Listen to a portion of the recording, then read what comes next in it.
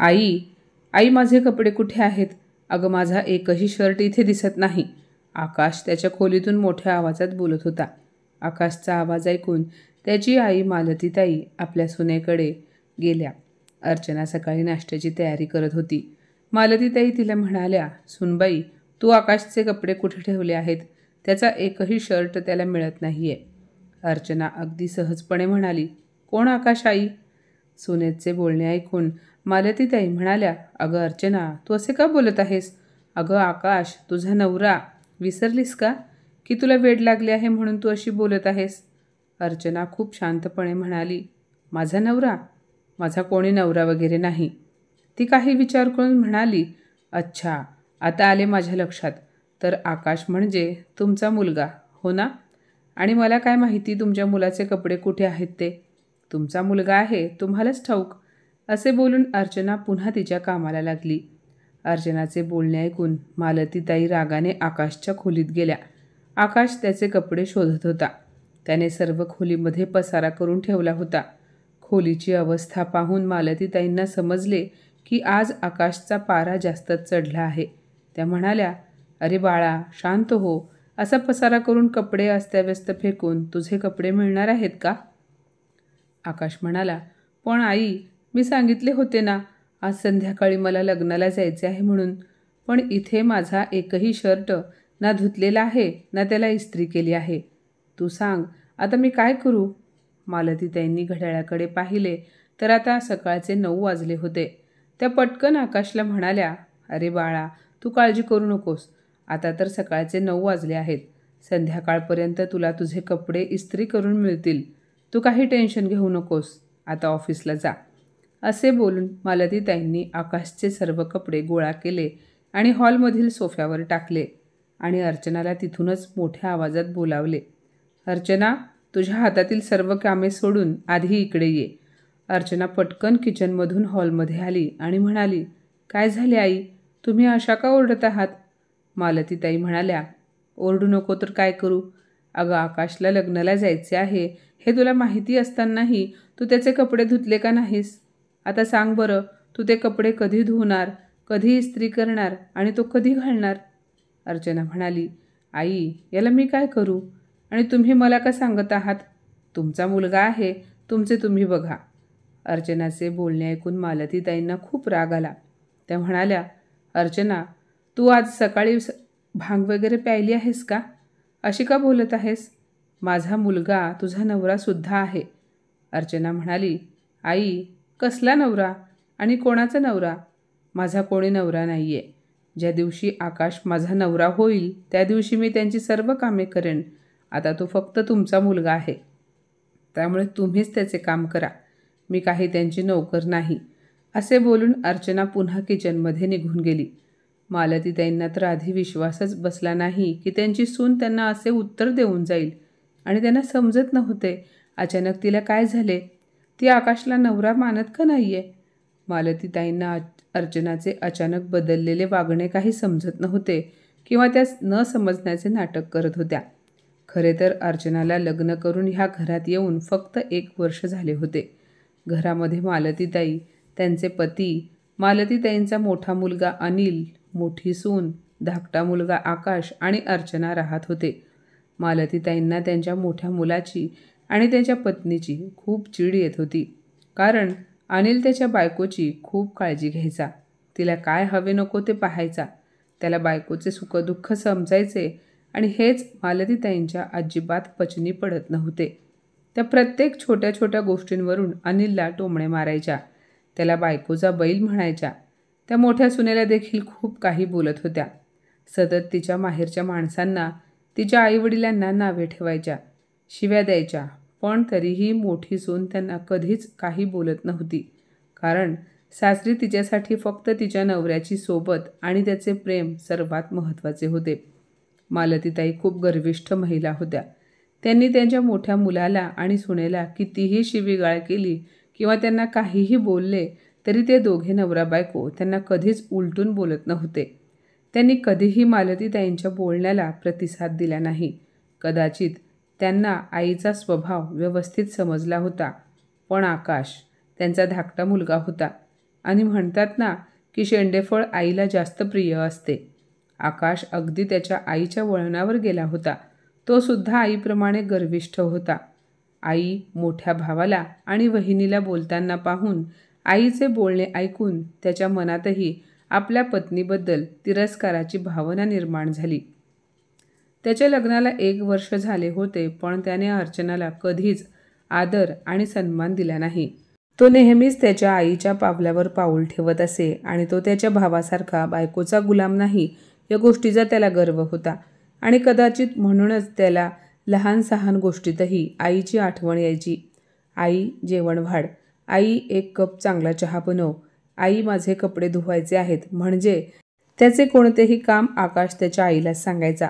पण खरे तर त्याची सर्व कामे अर्चना करायची आणि हे आकाशला व्यवस्थित ठाऊक असूनही तो घरातील इतरांना दाखवण्यासाठी अर्चनाला कधीच कोणतेही काम सांगत नव्हता.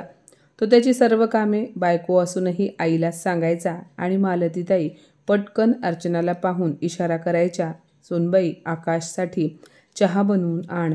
मग अर्चनाने आयता बनवलेला चहा मालतीताई आकाशला नेऊन द्यायच्या. त्याला असे वाटत होते की आईनेच बनवला आहे. एवढेच काय, पण जेव्हा संध्याकाळी तो ऑफिसवरून यायचा तेव्हा तो आईच्या खोलीत जाऊन बसत होता. दिवसभर ऑफिसमध्ये काय घडले याबद्दल आईशी गप्पा मारायचा. अर्चना सर्वांना जेवण वाढायची. आकाशला जेवण वाढल्यानंतर तो त्याच्या आईजवळ बसून जेवण करायचा. त्याला काही हवे असल्यास तो त्याच्या बायकोला न मागता आईला मागायचा, आई मला चपाती दे, भाजी दे. आणि याचा मालतीताईंना खूप आनंद व्हायचा. त्यांना असे वाटायचे की त्यांचा मुलगा हुशार आहे. लग्न झाले तरी तो आईला विसरला नाही. माझा आकाश मोठ्या मुलाप्रमाणे बायकोचा बैल नाही, या गोष्टीचे त्यांना खूप कौतुक होते. पण तरीही अर्चनाला त्याच्या अशा वागण्याचा एवढा काही फरक पडत नव्हता. तिला असे वाटत होते की कदाचित ही आकाशची सवय असेल. तसेच धाकटा मुलगा आहे, त्यामुळे तो आईचा लाडका आहे. हळूहळू त्याची ही सवय सुटेल. पण काल घडलेल्या घटनेनंतर अर्चनाने तिचा समजूतदारपणा बाजूला ठेवला. काल जेव्हा मालतीताईंची मोठी बहीण त्यांना भेटायला घरी आली तेव्हा आकाशही घरी होता. मावशीला पाहून तो सुद्धा आई आणि मावशीजवळ बसला. त्यांच्याशी गप्पा मारू लागला. बोलता बोलता मावशी म्हणाली, मग आकाश तुझी बायको कशी आहे? कशी वागते सगळ्यांशी? स्वभावाने चांगली आहे ना? पण आकाश काही बोलणार त्याआधी मालतीताईच म्हणाल्या, हो हो ताई, अगदी सर्व ठीक आहे. याची बायको कशी बिघडेल? जर मुलगा आपला आहे तर त्याची बायको काही करू शकणार नाही. मोठ्या मुलासारखा माझा आकाश बायकोच्या पदराला बांधलेला नाही. हा तर माझा लायक मुलगा आहे. त्याचे माझ्यावर खूप प्रेम आहे. अगं बायको घरात असूनही त्याला छोट्या छोट्या गोष्टींसाठी आईच आठवते. जोपर्यंत तो ऑफिसला जात नाही तोपर्यंत मला त्याला काय हवे काय नको ते पाहावे लागते. आई माझे कपडे, आई माझे बूट, आई माझी चावी, आई नाश्ता, जेवण, प्रत्येक गोष्टीमध्ये सारखा आईचा जप करत असतो. अर्चनाला एकही काम सांगत नाही. ती फक्त नावाला बायको आहे. आईच्या तोंडून स्वतःचे कौतुक ऐकून आकाशची छाती गर्वाने फुगली. तो आईच्या सुरात बोलला, मावशी मी काही दादासारखा नाही जो त्याच्या बायकोच्या पदराला बांधलेला राहील. माझे लग्न झाले म्हणून काय झाले? माझी आई कालही माझे सर्व काही पाहत होती, आजही पाहते आणि यापुढेही पाहत राहील. माझ्यासाठी तर माझी आईच सर्वात आधी आहे. आकाशचे बोलणे मावशीला थोडेसे विचित्र वाटले. ती म्हणाली, आकाश बाळा, ते सर्व तर ठीक आहे, पण अर्चना तुझी बायको आहे. ती तुझ्यासाठी या घरात लग्न करून आली आहे, त्यामुळे थोडेसे तिच्याकडेही लक्ष दे. हे ऐकताच आकाश पटकन रागाने म्हणाला, तिच्याकडे काय लक्ष द्यायचे आहे?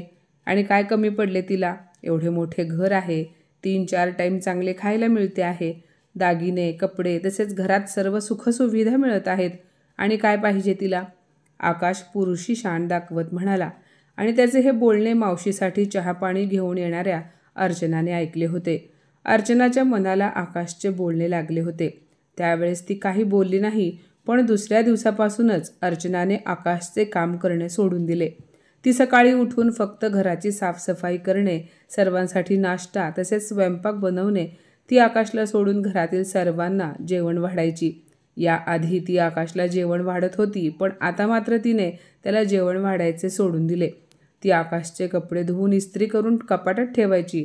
आता तिने हेही काम सोडून दिले आणि त्याचा परिणाम असा झाला की आकाशला आज लग्नाला जायचे होते, पण त्याचे एकही कपडे ना धुतलेले होते ना इस्त्री केलेले. मालतीताई आकाशचे मळलेले कपडे पाहून अर्चनावर भडकल्या. सुनबाई, ही काय पद्धत आहे? तू आकाशचे कपडे का धुतले नाहीस? अर्चना म्हणाली, आई, आकाश तुमचा मुलगा आहे ना, मग तुम्ही त्यांचे कपडे धुवा. मी तुमच्या मुलाचे काम का करू? मी घरातील सर्वांचे काम करेन, पण तुमच्या मुलाचे काम अजिबात करणार नाही आणि माझ्याच्याने ते होणारही नाही. मालतीताई म्हणाल्या, तुला वेड लागले आहे का? आज सकाळपासून तू अशी विचित्र रट लावून का बसली आहेस? ही पद्धत आहे का नवऱ्याशी बोलण्याची? अगं आकाश तुझा नवरा आहे.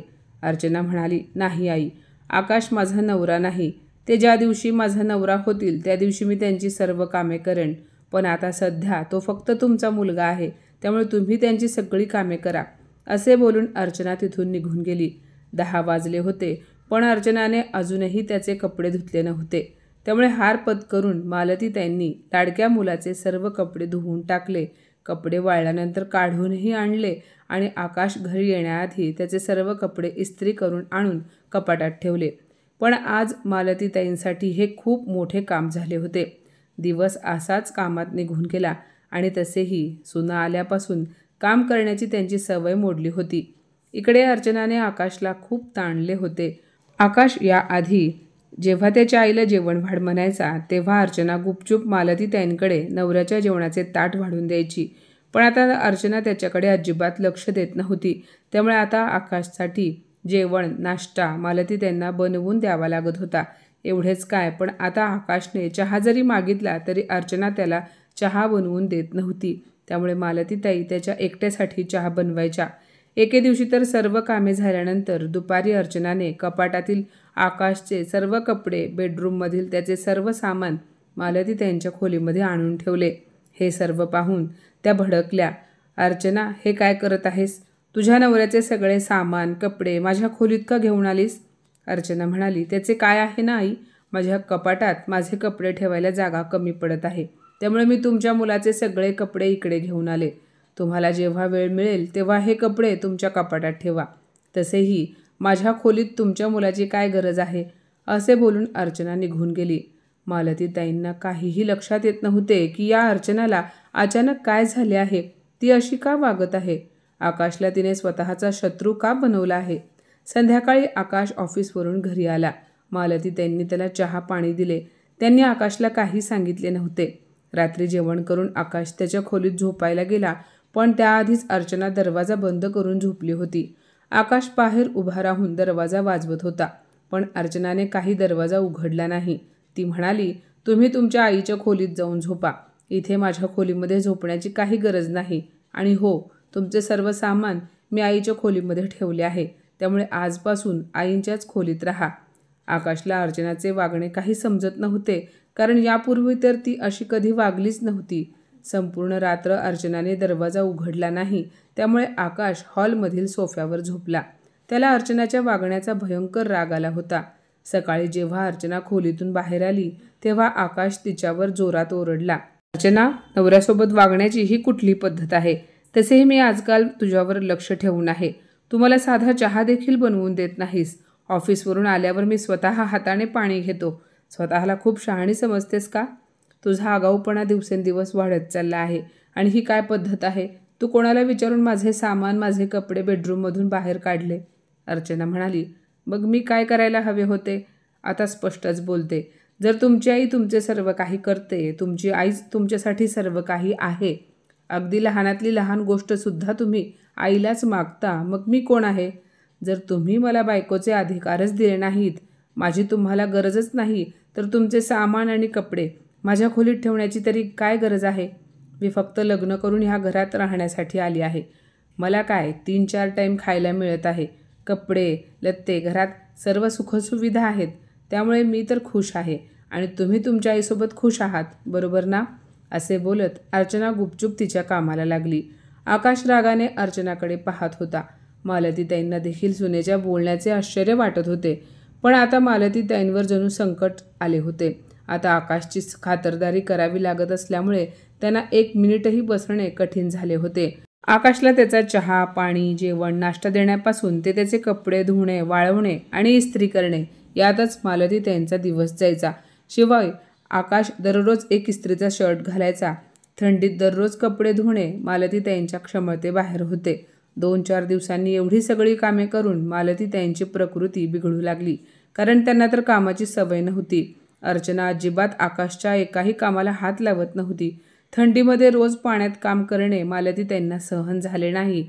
त्यामुळे एके दिवशी मालतीताई आकाशला म्हणाल्या, "आकाश बाळा, यापुढे तू तुझी सगळी कामे तुझ्या बायकोकडून करून घे. अरे ती तुझी हक्काची बायको आहे. तू लग्न करून तिला या घरात आणले आहे. तिचा तुझ्यावर आणि तुझा तिच्यावर अधिकार आहे. मी म्हातारी होत चालले आहे. मी कुठवर तुला सांभाळणार? थोडेसे तुझ्या बायकोकडेही लक्ष दे. तिला काय हवे नको ते पाहत जा. तिला सुद्धा तुझे थोडेसे काम दे. आता माझ्याकडून तुझे एकही काम होणार नाही. आता दिवसेंदिवस मी काही तरुण होणार नाही आणि सर्वात महत्त्वाचे म्हणजे तू माझा धाकटा मुलगा आहेस म्हणून आता तू काही लहान राहिला नाहीस. तुझ्या संसाराकडे लक्ष दे. तुझी आई काही आयुष्यभर तुझ्यासोबत राहणार नाही. यापुढे तू मला काहीही सांगणार नाहीस. तुला जे काही हवे आहे, जे काही खायचे आहे, प्यायचे आहे किंवा तुझे जे काही काम आहे ते तू तुझ्या बायकोला सांग. आता माझी जबाबदारी संपली आहे. मोठा झाला आहेस तू. तुझे लग्न झाले आहे आता. तू तुझ्या कुटुंबाकडे लक्ष दे. अरे शिक काहीतरी तुझ्या मोठ्या भावाकडून. तो बरोबर वागतोय. त्याने मला कधीच त्रास दिला नाही. पण तुझ्यामुळे मी वेडी झाले आहे." आईचे बोलणे ऐकून आकाश आश्चर्यचकित झाला. तो म्हणाला, "आई हे काय बोलत आहेस? अगं तूच तर म्हणत होतीस ना की दादासारखे बनायचे नाही आणि आता तूच." मालतीताई म्हणाल्या, "चुकीचे सांगत होते मी तुला. तू हो रे तुझ्या मोठ्या भावासारखाच हो. कमीत कमी माझा जीव वाचेल." आईचे बोलणे ऐकून आकाश दंग होऊन आईकडे गुपचूप पाहू लागला. त्याला काही समजत नव्हते की आई अशी का बोलत आहे. पण अर्चना किचनमध्ये उभी राहून आईचे आणि मुलाचे बोलणे ऐकून मनातल्या मनात विचार करून हसत होती. ती मनात म्हणाली, "अब आया ऊंट पहाड के नीचे." शेवटी आईला समजले की मुलाच्या आयुष्यात त्याच्या बायकोचे महत्त्व किती आणि का आहे. तर माझ्या मित्रमैत्रिणींनो, आजची ही कथा तुम्हाला कशी वाटली कमेंटमध्ये नक्की सांगा. आणि अशाच नवनवीन कथा ऐकण्यासाठी प्रज्ञा मराठी स्टोरीजला नक्की सबस्क्राईब करा. धन्यवाद.